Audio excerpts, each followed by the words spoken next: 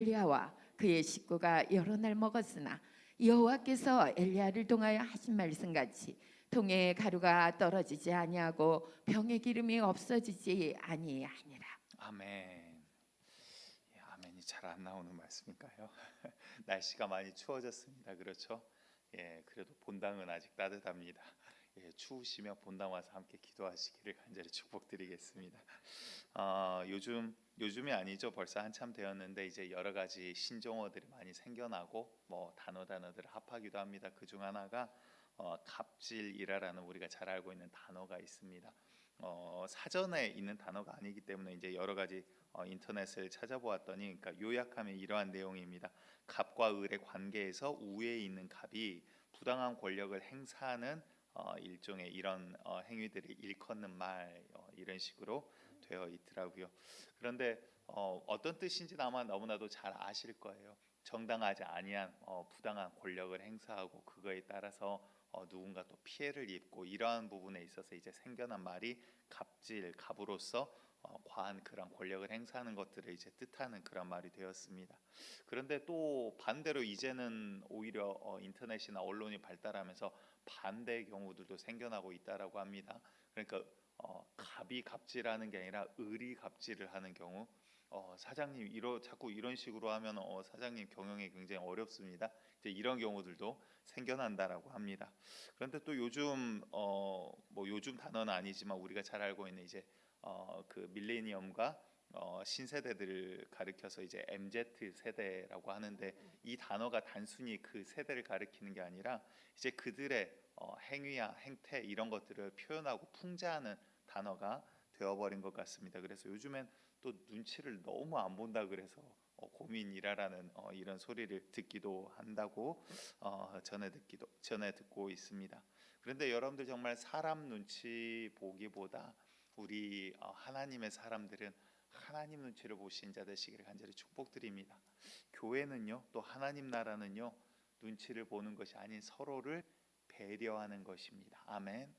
우리 노은교회가 내가 이렇게 하면 사람이 어떻게 볼까, 저 사람이 어떻게 생각할까, 이게 아니라 이렇게 하지 체면이 서지 이런 것이 아니라 서로를 배려할 수 있는 그러한 교회 되기를 간절히 축복드리겠습니다. 원래 우리나라는 사실 우리나라 문화 자체가 시족 문화였고 또 작은 마을들을 이뤄가는 문화였기 때문에 작은 경사만 있어도 이웃에게 떡을 돌리고 서로 이런 기쁨을 함께 나누는 그러한 나라 아니었습니까? 그런데 언제부턴가 물론 또 우리나라도 바라보면 사촌이 땅을 사면 배가 아프다라는 게, 이게 사실은 인간의 그 안 좋은 그 속성을 표현하는 거긴 하지만, 이 단어 자체가, 이 속담 자체가 무엇을 뜻하죠? 사람이 무엇이 옳고 틀린지 사실을 알고 있다라는 거예요.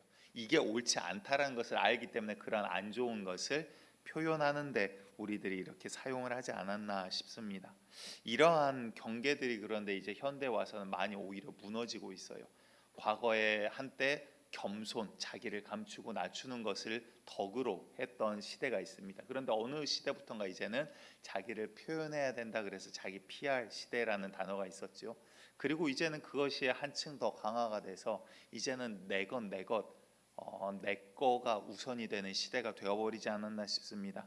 우리나라 기독교 또 교회 안의 문화들을 잠깐 살펴보면, 과거에는 하나님께서, 물론 지금도 마찬가지인 것 같습니다. 제가 볼 때도 또한 여러 가지 것들을 바라보고 있을 때도 하나님께서 우리나라를 결코 아직 포기하지 않으셨어요. 우리나라를 통해서 하나님께서 일하고자 하는 놀라운 아마 크신 계획이 있지 않나라고 지금도 저는 생각을 합니다. 그런데 안타까운 것은 과거에는 우리가 어땠습니까? 정말 오히려 우리가 물질적으로 가난하고 좀 연약했을 때 하나님의 말씀이다, 목사님들이 강대상에서 가르치고 하나님의 말씀을 선포할 때 정말 그러한가도 아니었죠. 정말 그 말씀 그대로 우리가 순종하고 따르고, 목사님이 말할 정도면 똑똑한 양반이 이야기하니까 우리는 그냥 따르는 게 맞아라고 오히려 생각을 했어요. 물론 부작용도 있습니다. 가끔 사이비라든가 안 좋은 교주 같은 이런 목사님들도 생겨났죠. 그런 부작용들은 사람의 잘못이지만 하나님의 말씀이다 하면 두 번 생각 안 하고 그냥 따랐던 게 우리의 어찌 보면 무시감이 축복받았던 시대가 아닌가 싶습니다. 그런데 요즘에는 오히려 너무 많이 우리가 아는 게 아닌가, 너무 똑똑해져서 너무 계산을 많이 하고 있는 것이 아닌가 합니다. 여러분들 하나님 말씀에 정말 그대로 반응할 수 있는 교회가 축복받은 교회입니다. 아멘. 여러분들 그러기 때문에요, 아멘이라는 것은 우리가 반응을 하는 거기도 하고요, 또 잘 웃는다라는 것은 하나님의 말씀에 우리가 함께 공감하고 기뻐할 수 있다라는 거예요. 그래서 잘 웃는 교회, 아멘이 큰 교회가 여러분들 건강한 교회입니다. 오늘 본문 말씀 시작하는 부분을 봤더니 열왕기상 17장 9절에 이렇게 말씀을 하세요. 너는 일어나 시돈에 속한 사르밧으로 가서 거기 머물라. 하나님이 지금 엘리야에게 명령을 하십니다. 그리고 하시는 말씀 봐볼까요? 밑줄 그어진 곳 함께 봅니다. 시작. 내가 그곳 과부에게 명령하여 내게 음식을 주게 하였느니라. 아멘. 하나님께서 지금 엘리야에게 말씀하시는데 너는 내가 지시한 이 시르밧으로 가라라고 이야기를 하십니다. 그러면 거기 가면 내가 너를 위해서 예비한 어떤 한 과부가 너를 섬길 거다라고 지금 이야기를 하십니다. 그런데 이 이야기를 너무나도 잘 알고 계시지 않습니까? 섬기기는 섬기는데 사실은 사정이 이루 말도 못할 상황이에요. 지금 이게 어떤 상황이냐면 열왕기상 18장에 기가 막힌 영적인 싸움이 일어나죠. 그 앞에 지금 어떤 상황이냐면 3년 반 동안 비가 내리지 않고 있는 상황이에요. 그러니까 온 국민 백성이 지금 다 말라 죽어가고 있고 곡식은 열매를 맺지 못하고 먹을 것이 없고 마실 것이 없어서 가축을 키우는 건 둘째고 지금 내 아들 내가 오늘 한 끼를 먹지 못해서 굶어 죽어가고 있는 그러한 상황이라는 것입니다. 그런데도 하나님께서 이렇게 말씀하신 것은 뭐냐면요, 여러분들 우리가 기억하시기 바랍니다. 하나님께서는 우리를 향한 매 순간 계획이 있으시다라는 거예요. 아멘. 여러분들이 그냥 오늘 아침 이게 온 게 아니라요, 여러분들 그냥 노은교회에서 만난 게 아니라요, 하나님께서 예비하신 놀라운 계획이 있다라는 것을 기억하시기를 바랍니다. 그 남자들 모이면 그 절대 하면 안 되는 이야기들이 있죠. 모이면 무슨 이야기 하죠? 군대 이야기. 더 하면 안 되는 이야기는 군대에서 축구한 이야기라고 그러더라고요. 다행히 별로 축구는 제가 잘 못하고 또 안 좋아했습니다. 근데 군대 이야기를 잠깐 하려고 합니다. 몇 번 말씀드려서 잘 알고 계시겠지만 이제 헌병대 하나님이 보내셨어요. 참 이게 아이러니할게도 군대 갈 때 저희 큰 누나가 무심코 툭 던졌거든요. 한기라 헌병은 되지 말아라, 가면 굉장히 고생한다더라. 그런데 아니나 다를까 저희 하나님은 그 1%의 확률을 뚫으시는 하나님, 무서운 하나님이세요. 그 이제 뭐 여차여차해서 이제 헌병이 되었습니다. 그런데 정말 이 예비하시면 얼마나 무섭고 놀라우냐면요, 원래 이제 제가 어떤 한 상사분 밑에 이제 있었어요. 이제 군 생활하는 동안. 근데 원래 그 자리가 제 자리가 아니라 저보다 몇 개월 먼저 오신 분이 이제 그 자리에 후임으로 이제 배정이 된 거예요. 근데 하필 그분이 이제 태권도 유단자이세요. 태권도 4단인가 5단인가 운동을 하셨던 분이에요. 그래서 사단장 앞에서 급히 격파 시범을 하는데 그분이 착출이 돼서 간 거예요. 그래서 제가 왔을 땐 그분이 부대에 없더라고요. 왜 없나 나중에 봤더니 격파 시범을 멋있게 팍 하고 나서는 경례를 했는데 손이 돌아가 있더래요. 나중에 봤더니 여기가 팔이 부러진 거예요. 뼈가 두 개가 다 이렇게 완전히 부러진 거예요. 그러니까 너무 열심히 격파를 하신 거죠. 있는 힘껏 내리쳤는데 팔이 부러져 가지고 후송되는 바람에 이제 병원 가는 바람에 그 자리가 공석이 된 거예요. 그러니까 그분이 격파를만 안 했어도 제가 그 자리에 안 가도 되고, 그분이 팔만 안 부러졌어도 제가 그 자리에 안 가도 되는데, 우리 하나님 어떤 분이다? 1%를 뚫는 무서운 하나님이다. 그렇게 예비를 하시더라고요. 그리고 이 상사분 밑에 이제 제가 배정이 되었습니다. 그런데 헌병대 이제 부사관들이 이제 수사관 시험을 봐서 밖에 이제 경찰로 따지자면 형사라든가 어떠한 수사권을 갖게 됩니다. 그러다 보니까 계급을 뛰어넘는 어떠한 권력들이 이제 주어지게 돼 있어요. 그런데 이분이 참 그 젠틀하신 분이신데 참 그분 밑에 있는데 억울한 일도 많이 당하고 여러 가지 정신적으로 정말 스트레스 받는 일들이 굉장히 많았던 것 같아요. 그래서 한 번은 제가 이제 중대장님한테, 그 당시에 이제 저희 그 동티모르 서티모르 아시죠? 그 사태가 벌어졌을 때거든요. 그래서 우리나라에도 이제 동티모르에 파견을 하고 그랬는데 다들 안 간다 그랬는데 저 혼자 지원서를 제가 썼어요. 저 좀 보내달라고. 근데 그 중대장님에게 딱 드렸는데 어떻게 아셨는지 이제 제가 모시고 있던 상사분이, 그러니까 원래 계급성으로 하면 장교가 더 높아요, 부사관보다. 근데 수사관 파워가 있어서 가가지고 힘으로 뺏어서 그걸 찢어버리셨어요. 그리고 한 번은 이제 그 헌병대 안에 그 직책교육이라는 전국 헌병들 가운데서 몇 명을 차출해서 훈련하는 그 훈련이 있습니다. 굉장히 힘들기 때문에 정말 중내사내하거든요. 그래서 다들 가기를 막 두려워해요. 그래서 안 뽑히려고 오히려 막 눈치를 보는데, 거기를 갔다 오면 이 자리에서 벗어날 수 있겠다 싶어서 제가 지원을 했어요. 그래서 중대장님이 그날은 막 기쁘게 막 환영을 하셨는데, 그 다음날 누구에게 무슨 소리를 들으셨는지 안 되겠다라 그러시더라고요. 아니 제가 가겠다는데 안 되겠다고 막 막으시더라고요. 결국은 그 자리를 벗어나지 못하게 하나님이 하시더라고요. 그때는 참 너무나도 억울하고 힘든 일도 당했고, 왜 내가 이 자리에 있어야 되나 너무 억울해가지고 정말 여기가 까질 정도로 막 벽을 치면서 울분을 토했던 적도 있거든요. 하나님 한 대만 때리게 해주세요, 막 이런 안 좋은 바람을 하기도 했습니다. 그런데 지나고 나니까 그러한 것 같아요. 하나님께서 제 못난 모진 부분을 꺾기 위해서, 다듬기 위해서 하나님께서 정으로 망치로 사용하지 않으셨나 싶습니다. 오늘 본문도 내용이 대충 이렇습니다. 하나님께서 엘리야를 그 사르밧으로 보내세요. 근데 사르밧에 이르렀더니 한 과부가 나뭇가지를 줍고 있습니다. 근데 엘리야가 보고는 딱 저 과부구나 금방 알아보았어요. 그리고는 말을 겁니다. 나에게 물 좀 가져줄 수 있겠습니까? 그랬더니 그 과부가 흔쾌히 물을 가지러 가요. 근데 얼마나 동네 전체가, 나라 전체가 다 지금 가뭄인데 굶주리고 다들 삐쩍 말라 있지 않았겠습니까? 힘없이 아마 터벅터벅 걸어가지 않았나 싶어요. 그런데 그러한 과부에게 계속해서 이렇게 이야기합니다. 청하건대 당신 손에 떡 한 조각을 내게로 가져다 주십시오라고 청을 해요. 아니 지금 너무 어이없는 상황이에요. 3년 반, 지금 다른 때도 아니고 이때 떡 한 조각이라고 하면 정말 칼도 빼들 그러한 시대가 아니었나 싶습니다. 그런 상황에 너무나도 당당하게 물뿐만 아니라, 지금 가뭄이잖아요. 물도 없는데 그 물뿐만 아니라 당신 손에 있는 떡도 나에게 달라라는 거예요. 그러자 열왕기상 17장 12절에 이렇게 이제 그 과부가 이야기를 합니다. 그가 이르되 당신의 하나님 여호와께서 살아계심을 두고 맹세하노니, 그러니까 보고 지금 엘리야가 선지자인 건 이 여자도 분명히 아는 거예요. 나는 떡이 없고 다만 통에 가루 한 움큼과 병에 기름 조금뿐이라. 내가 이 나뭇가지 둘을 주어다가 나와 내 아들을 위하여 음식을 만들어 먹고 그 후에는 죽으리라. 다시 말해서 지금 여인의 상황은 어때요? 지금 오늘 이거 흙이라도 긁어서 떡을 만들어 먹고 배라도 채우고 그냥 죽어야겠다라는 심정인 거예요.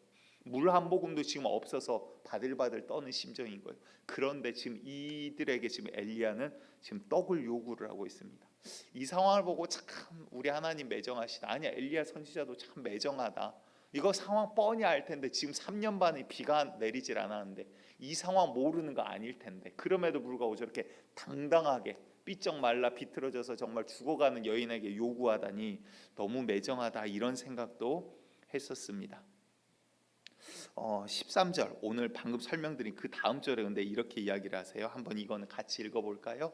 시작. 엘리야가 그에게 이르되 두려워하지 말고 가서 내 말대로 하려니와 먼저 그것으로 나를 위하여 작은 떡 한 개를 만들어 내게로 가져오고 그 후에 너와 내 아들을 위하여 만들라. 매정함의 끝이 아닙니까? 상황이 어떤 상황이죠? 지금 뭐 통장에 돈이 있는 게 아니라 10원 하나 지금 집안에 굴러다니질 않아요. 아니 돈이 무슨 문제예요? 물 한 컵이 지금 귀한 시대예요. 떡 곡식 자체가 자라질 않아요. 돈이 있어도 마트에 가서 쌀을 살 수 없는 상황이라고요. 그런데 이 상황에 나를 위하여 음식을 좀 만들어 달라 요구를 하는데, 아니 나 진짜로 하나님, 당신이 하나님께 맹세하는데 진짜 나 지금 아무것도 없습니다. 이 밀가루 한 움큼 이거 가지고 내 아들과 내가 떡 만들어 그냥 입에 물고 죽으려고 지금 생각하고 있습니다. 이렇게 대답을 했는데, 그런 여인에게 지금 뭐라고 하죠? 엘리야가 그에게 이르되 두려워하지 말고 너는 가서 네 말대로 하려거니와. 그래, 네 계획대로 해, 괜찮아. 그런데 지금 나를 위해서 떡을 먼저 만들어. 그리고 나서 너 하고 싶은 걸 하렴. 이라라고 이야기를 한다라는 거예요. 정말 너무 매정하고 너무 인색하지 않습니까? 엘리야도 물론 배가 고팠을 거예요. 그런데 그러한 뜻이 아니었던 것 같아요. 처음엔 저도 이 말씀을 보면서 여러 가지 오해를 많이 했습니다. 여러분들 첫 번째 오늘 우리가 기억하셔야 될 것은요, 여러분들 섬기도록, 우리가 사실은 다른 사람을, 내 이웃을 섬기도록 주님께서 부르셨다라는 사실을 기억하시길 바랍니다. 사도행전 20장, 아멘이 잘 안 나오는데 예배가 끝날 때는 아멘이 크게 나오시기를 바랍니다. 사도행전 20장 35절 먼저 함께 읽겠습니다. 시작. 범사에 여러분에게 모본을 보여준 것과 바와 같이 수고하여 약한 사람들을 돕고 또 주 예수께서 친히 말씀하신 바 주는 것이 받는 것보다 복이 있다 하심을 기억하여야 할지니라. 아멘. 여러분들 복된 자가 되기를 원하십니까? 근데 어떤 자가 어떤 자보다 복되다고요? 받는 것보다 주는 게 더 복돼. 잘못 바꾸시면 이거 큰일 납니다. 한번 말씀을 더 읽어보도록 하겠습니다. 마가복음 10장 43절에서 45절 시작. 너희 중에는 그렇지 않을지니 너희 중에 누구든지 크고자 하는 자는 너희를 섬기는 자가 되고 너희 중에 누구든지 으뜸이 되고자 하는 자는 모든 사람의 종이 되어야 하리라. 인자가 온 것은 섬김을 받으려 함이 아니라 도리어 섬기려 하고 자기 목숨을 많은 사람의 대속물로 주려 함이니라. 아멘. 교회는 하나님께서 주신 법칙은 세상과 다릅니다. 우린 세상에서 뭐라 그러죠? 자기 PR 시대다. 자기를 나타내야 된다. 남을 밟고 올라서야 된다. 너는 이렇게 해야 된다. 남보다 더 성적이 좋아야 된다. 뭐를 잘해야 된다. 어째야 된다. 올라가야 된다. 1등이 돼야 된다. 세상에서는 1등이 아니면 기억하지 못하는 시대가 되어버렸어요. 그런데 성경은 그렇게 말씀하지 않으세요. 너희 한 명 한 명이 높은 데 있던 낮은 데 있던 이거는 상관이 없다는 거예요. 주님께서 우리를 만드셨을 때 우리의 본연의 가치는 주님께서 하시는 거예요. 아멘. 여러분들 우리의 지위를 막론하고 우리의 부를 막론하고 그것은 주님 보실 땐 중요하지 않아요. 왜? 높이는 분도 주님이시고 낮추시는 분도 주님이세요. 주님의 계획들이 저와 여러분들의 삶 가운데 하나도 빠짐없이 내일을 계획하고 계시다라는 거예요. 문제는 우리가 그 계획하심에 순종함으로 나아갈 수 있냐라는 거예요. 아니요, 반대로 우리는 세상의 법칙을 가지고 지금 살아갑니다. 그래서 세상의 법칙 가운데 세상의 경주에서 승리하기 위해서 주님, 세상에서 승리하기 위해서 나를 도와주십시오. 우리의 기도가 대부분 그렇지 않습니까? 하나님, 내 자녀가 세상에서 승리하기 위해서 세상의 법칙 가운데서 세상의 이 룰에서 승리하기 위해서 주님께서 도와주셔야 됩니다라고 기도하고 있지 않습니까? 하나님께서는, 예수님께서는 오히려 반대를 보여주고 계십니다. 높은 자 그들을 모으고 권력을 갖고 그들을 부리는 것이 아니라 오히려 제자들을 모으고 나서는 어느 날 오히려 그분이 세수대, 물론 그때 세수대였는지는 모르지만 물을 가지고 와서 그들의 발을 씻기기 시작합니다. 그 당시엔 샌들을 씻던 시대예요. 광야 가운데 모래가 많던 시대예요. 잠깐만 밖에 나갔다 와도 가장 더러운 게 발이에요. 그런데 그 발을 씻기기 시작해요. 우리 예수님께서 친히, 우리가 잘 아는 세족식을 주님께서 하십니다. 베드로가 화들짝 놀래요. 아니요, 제 더러운 발 감히 선생님 앞에 내놓을 수 없습니다. 내가 하지 아니하면 너와 나는 상관이 없느니라. 다시 말해서 여러분들 교회는 뭐예요? 서로 섬기는 관계가 아니면 상관이 없는 관계라는 거예요. 서로 섬기고 사랑하고 서로 존중하고 서로를 배려하고 챙겨주는 관계가 교회이고 하나님 나라이지, 내가 섬김을 받으려 한 게 아니라 오히려 섬기려고 왔다. 너희를 돕기 위해서 온 자지 내가 섬김을 받으려고 온 자가 아니다. 내가 받기 위해서는 오지를 않았다라는 거예요. 왜? 그 전부터 이미 하늘 보좌는 우리 예수님의 것이었어요. 천지 만물이 창조될 때 이미 주님께서 함께 하신 분이 바로 우리 예수님이세요. 근데 우리를 위해서 섬기고 우리의 죄를 해결하시기 위해 오신 분이 우리 예수님이라 이 말입니다. 여러분들 그 본을 보이시면서, 그러니 내가 너희 발을 씻기지 않으면 너는 나와 상관이 없다. 우리 베드로 선생님이 얼마나 화끈합니까? 그럼 제 온몸도 씻겨주십시오. 그 말의 뜻을 아직 모르니까. 그런데 여러분들 정말 우리가 지금은 너무 똑똑한 게 아니라 조금은 단순해지기를 간절히 축복드립니다.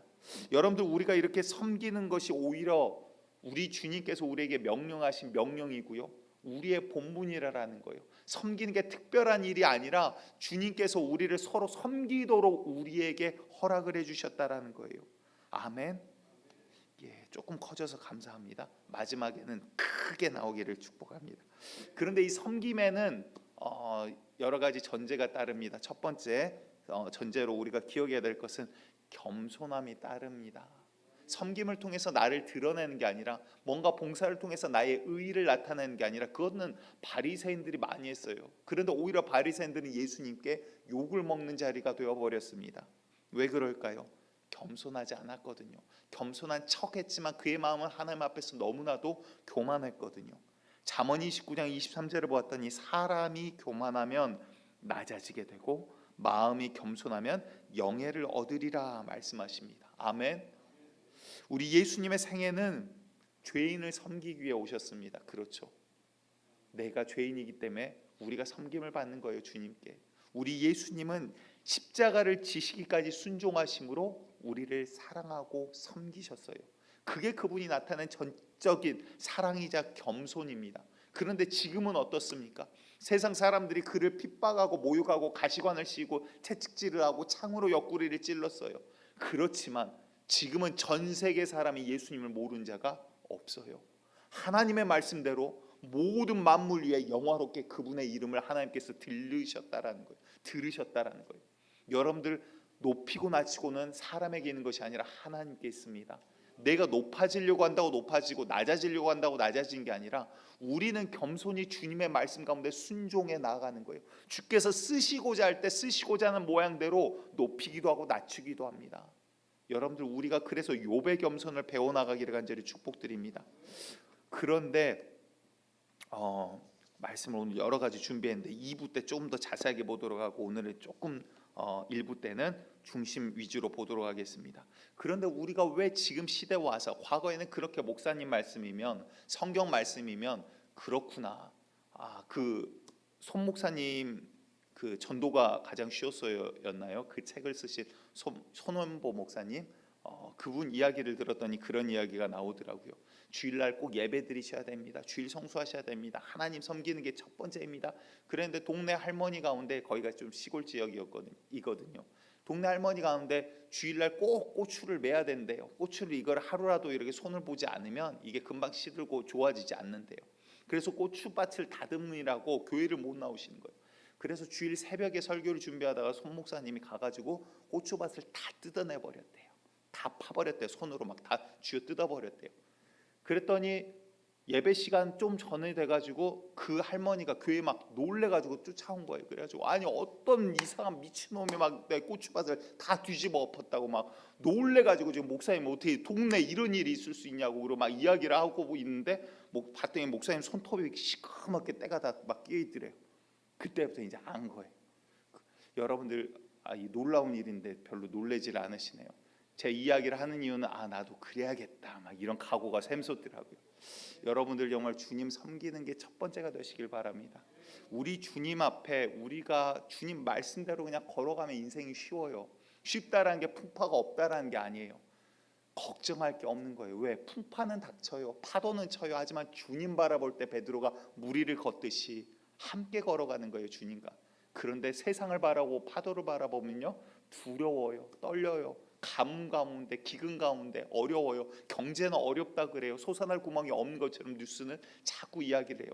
그런데 여러분들 우리 주님이 희망이지 세상 희망이 아니라는 것을 꼭 기억하시기 바랍니다.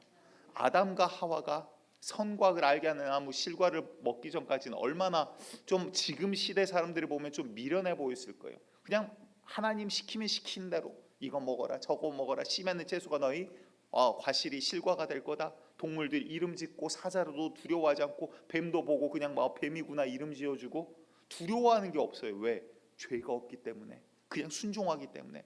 그런데 선과 악을 알게 하는 나무 실과를 먹었더니 판단이 돼요. 죄가 뭔지를 알아요. 부끄러움이 뭔지를 알아요. 너무 많이 알게 됐더니 그 다음부터 순종이 잘 되지 않는 거예요. 우리가 왜 주님 말씀에 순종을 못하는가? 우리가 너무 똑똑해져서 계산이 너무 많은 것은 아닌가? 이런 생각이 들더라라는 겁니다.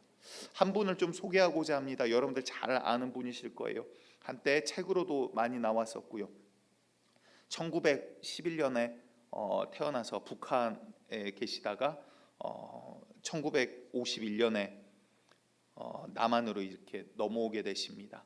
바보 의사 장기려라는 분이세요. 혹시 사진이 있으면 잠깐 띄워주시겠어요? 책들도 저렇게 나와 있는데요. 의사 분이셨습니다. 그런데 이분이 1951년에 영도에 있는 교회 창고를 빌려서 병원을 세우게 됩니다. 이제 남한으로 오셔가지고 그래서 6.25 전쟁 가운데 차남인 장가용 한 명만 데리고 남한으로 내려와서 최초로 이렇게 그분이 세운 병원 이름이 복음병원이라고 세웁니다. 전쟁 후에 전쟁 가운데 많은 사람들이 처참한 모습과 고통 가운데 있었죠. 그때는 병원 가는 게 너무나도 어려운 시대였다라고 합니다. 그런데 내가 있는 동안 돈이 없어서 병원 가지 못한 사람은 없애야 되겠다라는 마음을 가지고 이 병원을 운영하기 시작하셨다라고 합니다. 그래서 수많은 사건들과 이러한 어록들을 남기시지 않았나 싶어요. 그렇다고 그분이 부하게 사시지도 못하셨어요. 의사였는데요. 처음에 병원을 열고 무료로 진료를 보기 시작했다라고 합니다. 그래서 첫날 환자가 200여 명이 몰렸대요. 혼자 있는데 어려운 입원 환자에게는 그분의 사정을 알고 나서는 입원비를 낼 돈이 없는 걸 뻔히 아니까 뒷문을 열어놓을 테니 조용히 도망가십시오. 오히려 환자에게 의사가 와서 그렇게 이야기를 했대요. 그러니까 병원을 운영하는 사람들 입장에서는 병원이 계속 적자가 이제 나기 시작하는 거예요. 그래서 이 의사분을 장기려 박사님을 말리는데 급급했다라고 합니다. 또한 한 번은 처방전에 이렇게 적어놨대요. 이 환자에게 닭 2마리 값을 내어주시오. 그러니까 영양실조인 거예요. 못 먹어서 아프신 거예요.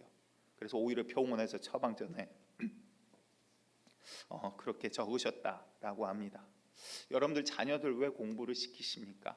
왜 자녀들 좋은 데 보내기를 원하시고 왜 자녀들이 좋은 대학, 좋은 직장 가기를 원하십니까? 좋은 데 가서 뭐 하려고요? 돈 많이 벌려고요? 돈 버는 목적이 뭔데요? 여러분들 왜 사는지 우리가 가끔은 목적을 잃어버리고 그냥 눈앞에 있는 것만 열심히 쫓고 있지 않나 싶습니다. 제가 중학교 때 교회 학교 선생님이 좀 그분이 투박하신 분이셨어요. 어찌 보면 그냥 표현을 하자면 주로 하신 일이 뭐 고치시고 뭐 노가다에 가까운 그런 일들을 하셨어요.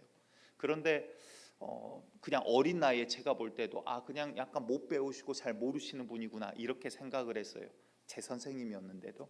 근데 어느 날 그분이 그러시더라고. 너희들 왜 공부를 하는지 아니? 물어보시더라고요. 다들 막 훌륭한 사람이 되려고요. 좋은 사람 되려고요. 중학생인데도 어린애와 같이 그냥 순진하게 다들 그렇게 막 대답을 했습니다. 그런데 그 선생님 말씀이 아직도 잊혀지지가 않아요. 공부는 사랑하기 위해서 공부를 하는 거란다라고 이야기를 하시더라고요. 여러분들 자녀들 왜 공부를 시키십니까? 무엇을 하기 위해서 하십니까? 얼마 전에 이제 다니엘 기도회 때 그 한동대 출신 그분이 나오셔서 또 여러 가지 이야기를 하셨죠. 한동대 그 정신이 참 존경스러운 것 같습니다. 남 주기 위해서 공부한다라는 그 마인드가요. 여러분들 무엇 때문에 우리가 살아가는지 너무나 세상에 휩쓸려서 세상의 기준에 우리가 왜 돈을 벌고 왜 일을 하는지조차도 잊어버리게 되지 않았나 싶어요. 이제는 우리가 너무 똑똑해져서 내가 조금이라도 손해보는 게 싫은 것 같아요. 그래서 너무나도 계산이 빨라요. 목사님이 저렇게 이야기할 때 무슨 의도일까? 의도인지 알면 제발 그대로 따라주세요.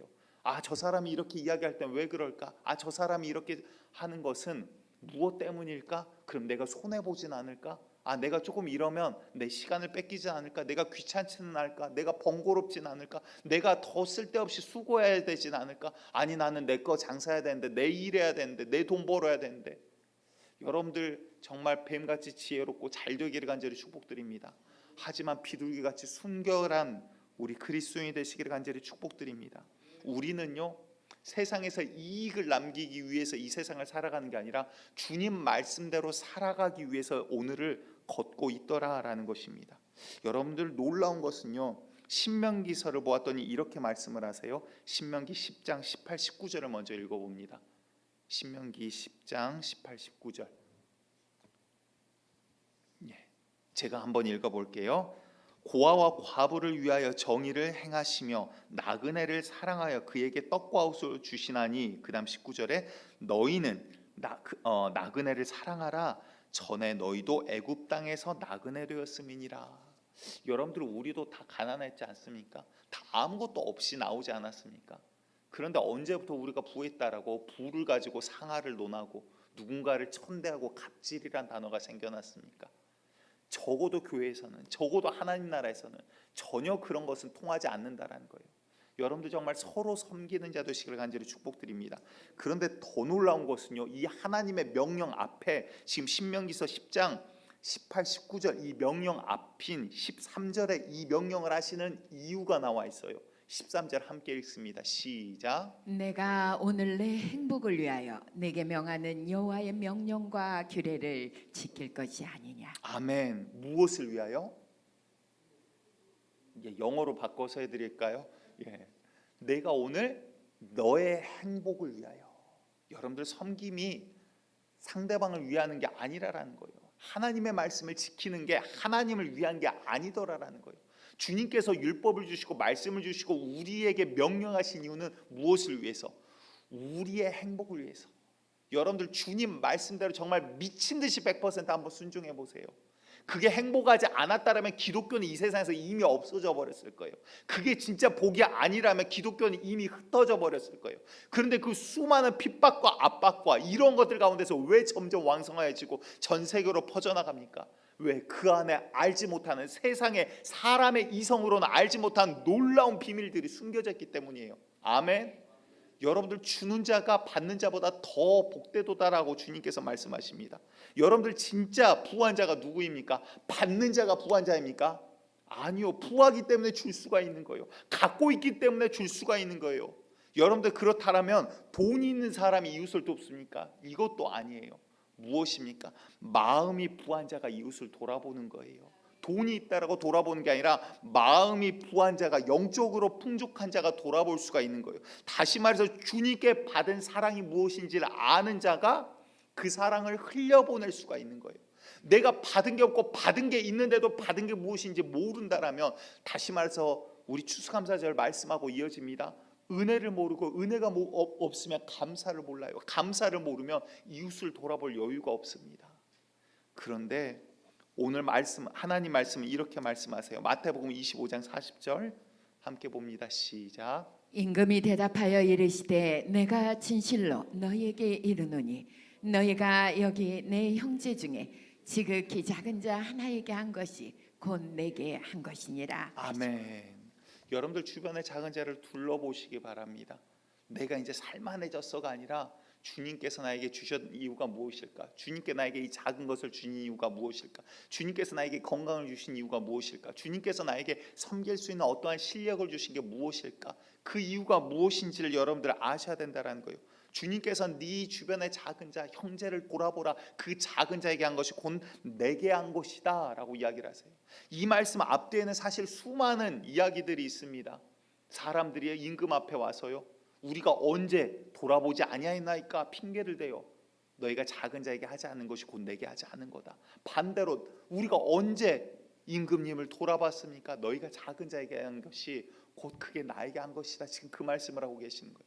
우리 주님을 섬기는 게 어려운 게 아니에요. 여러분들 작은 자를 돌아보셔야 돼요. 옆에 어려운 자를 여러분들 돌아보셔야 되는 거예요. 나보다 낮은 자, 아니 옆에 있는 형제자매를 섬기는 게 주님께 하는 거예요. 그래서 진짜 신앙인은요, 서로 형제자매를 비방하지 않는 거예요. 그것은 어둠 속에 있다, 마귀에게 속한 자라라고 성경은 말씀하고 있는 거예요. 서로를 향해서 배려하고 서로를 섬기는 게, 그게 바로 교회의 본연의, 우리를 지으신 본연의 모습이라는 것을 기억하시기 바랍니다. 첫 번째는 우리가 섬김에는 겸손이 필요하다 그랬습니다. 그런데 이렇게 섬기기 위해서는 두 번째는요, 사랑과 존경이 필요한 거예요. 존경을 또 다른 말로 사랑의 또 한 부분을 존경이라고 표현을 하도록 하겠습니다. 그런데 이것을 어떻게 사랑하고 어떻게 표현할까요? 우리 주님께서 우리를 그렇게 사랑하셨거든요. 로마서 5장 8절 우리가 너무나도 잘 아는 말씀이죠. 시작. 우리가 아직 죄인 되었을 때 그리스도께서 우리를 위하여 죽으심으로 하나님께서 우리에 대한 자기의 사랑을 확증하셨느니라. 우리 하나님께서는요, 우리가 너무나 사랑스러워서 우리를 사랑한 게 아니에요. 우리가 뭐 애완견들 바라볼 때 너무 귀여워, 너무 예뻐, 그래서 사랑한 게 아니에요. 우리가 아직 죄인 되었을 때, 죄인이란 말은 우리가 하나님과 원수되어 있다는 소리예요. 하나님께는 진멸의 대상이었던 우리를 사랑하셔서 구원해 내셨다라는 거예요. 그러기까지, 아들을 주기까지 우리를 사랑하셨다라고 성경은 말씀하고 계세요. 여러분들, 내가 예수님을 소유하는데, 내가 구원받은 자인데, 내가 주님 안에 속한 자인데 뭐가 더 궁하고 뭐가 더 필요하냐라는 거예요. 여러분들 세상에서 가장 부한 자입니다. 아멘. 세상에 물질 천억 몇 조를 준다 그래도 예수를 소유할 수가 없는 거예요. 생명을 소유할 수가 없는 거예요. 그런데 구원받았다는 이 사실은 그 어떤 것과도 비교할 수 없는 최고의 부를 누리고 있는 게 바로 우리 그리스도인이라는 사실을 기억하시기를 바랍니다. 그런데 왜 이렇게 속이 좁아지고 강팍해요? 언제부터 이렇게 계산이 많아졌어요? 언제부터 손해보는 게 두려워요? 주님이, 나의 주인이신 주님이 손해봐도 괜찮아, 예수만 잃지 마라, 그것이 네가 가는 길이야, 내가 너를 위한 계획이야 라고 이야기하시는데, 주인이 괜찮다는데 왜 우리가 그것을 싫어하냐라는 거예요. 갈라디아서 2장 20절을 보았더니 그리스도인의 고백입니다. 함께 봅니다. 시작. 내가 그리스도와 함께 십자가에 못 박혔나니 그런즉 이제는 내가 사는 것이 아니요 오직 내 안에 그리스도께서 사시는 것이라. 이제 내가 육체 가운데 사는 것은 나를 사랑하사 나를 위하여 자기 자신을 버리신 하나님의 아들을 믿는 믿음 안에서 사는 것이다. 아멘. 성경은 우리를 향해서 그렇게 이야기하십니다. 너희는 그리스도의 편지라, 그리스도의 향기라.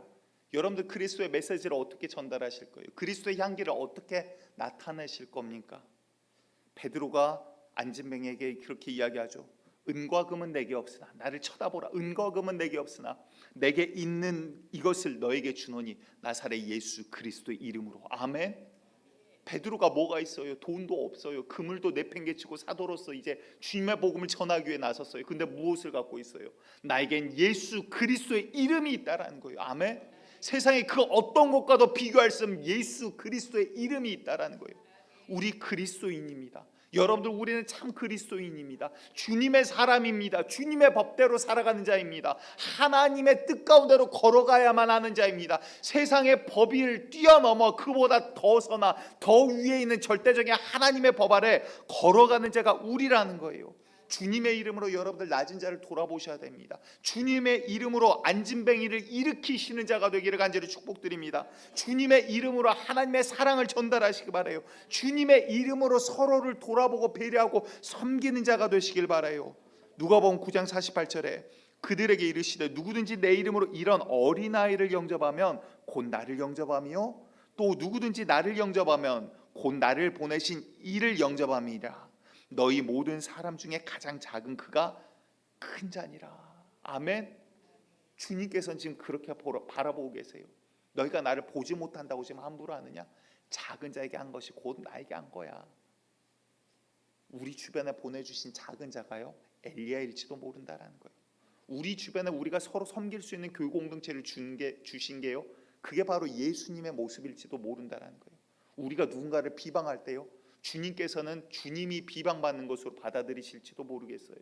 우리가 누군가를 뒤에서 수군수군 할 때요, 주님 욕하는 것으로 듣고 계실런지도 모르겠어요. 여러분들, 날씨가 많이 추워졌지만 우리 마음은 정말 뜨거워지기를 간절히 축복합니다. 날씨는 변해가더라도 우리 마음은 날로 주님 앞으로 열정적으로 변해가기를 간절히 축복합니다. 그리스도인들을 닮아가는, 그리스도인 향기가 나는 교회, 다시 말해서 강요가 아니라 섬김은 사랑과 그리고 겸손으로 나타나야 된다는 것은 우리가 마음을 다해서 진실로 섬김이 필요하다라는 거예요. 요한계시록을 봤더니 4장 10절 11절에 이렇게 이야기하세요. 24장로들이 보좌에 앉으신 이 앞에, 하나님 앞이에요, 엎드려 세세토록 살아계신 이에게 경배하고 자기의 관을, 금관들을 쓰고 있는데 그 관을 보좌 앞에 드리며 이르되 우리 주 하나님이여 영광과 존귀와 권능을 받으시는 것이 합당하오니 주께서 만물을 지으신지라. 만물이 주의 뜻대로 있었고 또 지으심을 받았나이다 하더라. 아멘. 주님을 찬양하는 거예요. 무슨 말이에요? 그들의 면류관도 벗어서, 면류관이 아니죠, 여기 금관이라고 나와요. 금관을 벗어서 왕 앞에 내려놓는 거예요. 우리가 내 거 천국 가서 내 면류관 받아야지, 천국 가면 하나님이 면류관 주신대, 목사님이 그랬어, 그런 것만 기억하지 마시고 우리가 자발적으로 주님 앞에 드려지는 게 무엇일까요? 여기에선 이 금관도 벗어서 하나님 앞에 드린 거예요. 이 모든 게 주님의 것입니다. 주님의 영광입니다. 우리는 지음받은 자요, 주님이 우리의 주인이십니다. 주님께서 찬양받기가 갈급하셔서 그럴까요? 아니요. 세상에 뭐 제가 아는 뭐 성악가 중에 뭐 뛰어난 자가 몇 안 되니까 뭐 파바로티 얼마나 소리 기가 막히게 냅니까? 돌아가셨지만. 그런데 저는 그런 생각을 해봐요. 천국의 파바로티보다 10배, 100배 노래를 잘하는 수많은 천사들이 지금도 하나님을 찬양하고 있을 거예요. 그런데 우리에게 뭐가 아쉬워서 주님께서 그렇게 기다리십니까? 주님께서 뭐가 아쉬워서 그렇게 맨날 손해만 보십니까? 주님께서 뭐가 아쉬워서 맨날 기도하라, 기도하라, 구하라, 구하면 내가 줄게 맨날 그러세요? 주님이 받을 게 뭐가 있다고 우리에게? 주님께서는요, 우리가 마음을 가지고 전심으로 주님을 섬기고 주님의 형상인 이웃을 섬기기를 원하시는 거예요. 아멘. 우리에게 특별한 것을 원하시는 게 아니에요. 지금 내가 많이 갖고 있다, 적게 갖고 있다 아니에요. 우리에게 이미 주신 것을 가지고 주님을 섬겨 나가기를 주님께서는 원하신다라는 것입니다. 이 장기려 박사님이 그런 이야기도 했다라고 합니다. 고신대 병원에서 사시면서 건물 옥상에 20여 평 되는 곳에서 숙소를 놓고 사셨대요. 따로 본인의 돈이 생기면 이웃을 돕는 데 쓰셨고, 그러시면서 참 모르겠습니다. 지금 저도 이렇게 살라라고 하면 저부터서도 비겁해질런지 모르겠어요. 그런데도 그러면서 그렇게 이야기를 하셨대요. 난 아직도 가진 게 너무나 많다라고. 하나님 앞에 갈 때 우리가 무엇을 갖고 가겠습니까? 장기려 박사님, 이 모든 게 사실은 그분이 크리스찬이시기 때문에 하나님의 말씀 가운데 하나님의 말씀대로 살려고 발버둥 치지 않았나 싶습니다. 부도 없었고요, 존경은 있었을런지 모르지만 뭐가 그분께 있습니까? 하지만 그분의 이름은 오늘 우리가 기억하지 않습니까? 하늘에서도 기억될 거라 분명히 생각이 되어집니다. 오늘 본문 결론을 보도록 하겠습니다. 본문을 봤더니 열왕기상 17장 15, 16절 우리 함께 보겠습니다. 시작. 그가 가서 엘리야의 말대로 하였더니 그와 엘리야와 그의 식구가 여러 날 먹었으나 여호와께서 엘리야를 통하여 하신 말씀같이 동의 가루가 떨어지지 아니하고 병의 기름이 없어지지 아니하니라. 아멘. 그때가 어떠한 시대였다고요? 솟아날 구멍이 없는 시대요. 3년 반 비가 내리지 않았다고 생각해 보세요. 뭐가 남아 있겠습니까? 여러분들 아무리 세상이 어려워져도요, 주님께서 붙들어 주세요. 그런데 누가복음 말씀을 보고서야 이 말씀을 이해를 했습니다. 누가복음 말씀 보고 우리 말씀 정리하겠습니다. 누가복음 4장 24절에서 26절입니다. 시작. 또 이르시되 내가 진실로 너희에게 이르노니 선지자가 고향에서는 환영을 받는 자가 없느니라. 내가 참으로 너희에게 이르노니 엘리야 시대에 하늘이 3년 6개월간 닫히어 온 땅에 큰 흉년이 들었을 때 이스라엘에 많은 과부가 있었으되 엘리야가 그중 한 사람에게도 보내심을 받지 않고 오직 시돈 땅에 있는 사렙다의 한 과부에게 뿐이었으며. 무슨 말이에요? 예수님 오셨는데 고향에서도 인자가 환영받지 못할 거래요. 그런 이야기를 하십니다. 그리고는 지금 이 이야기를 하세요. 오늘 본문의 이야기를 하세요. 다시 말해서 수많은 과부들이 있었지만 하나님의 사람을 진짜로 환영했던 사람은 이 과부 하나였다는 소리예요. 여러분들 섬김은요, 복종으로. 저는 처음에 오늘 본문 말씀을 볼 때 이 여자는 자포자기란 여자였구나. 오늘 내가 아들과 이 떡 한 조각 먹고 이제 나는 죽으려고 합니다. 자포자기인 상태에서 어차피 죽을 거 선지자인 선생님이나 드세요 이러고 저는 처음에 드린 줄 알았어요. 근데 누가복음 말씀을 보았더니 그게 아니더라라는 거예요. 마음을 다해서 겸손하게 사랑으로 섬김이 있었다라는 거예요. 여러분들, 우리가 이와 같이 되기를 간절히 축복드립니다. 우리 노원교회가 주님 보실 때 이 사르밧 과부처럼 내가 많건 적건 상관없이 나에게 있는 것, 물질을 이야기하는 게 아닙니다. 친절일 수도 있고요, 눈빛일 수도 있고요, 누군가를 위한 중보기도가 될 수도 있고요, 함께 우는 한 방울의 눈물이 될 수도 있고요, 낮은 자를 위한 전화 한 통화가 될 수도 있는 거예요. 여러분들, 우리가 서로를 돌아보아 정말 하나님의 나라를 이뤄가는 우리 노원교회 되기를 간절히 축복드리겠습니다.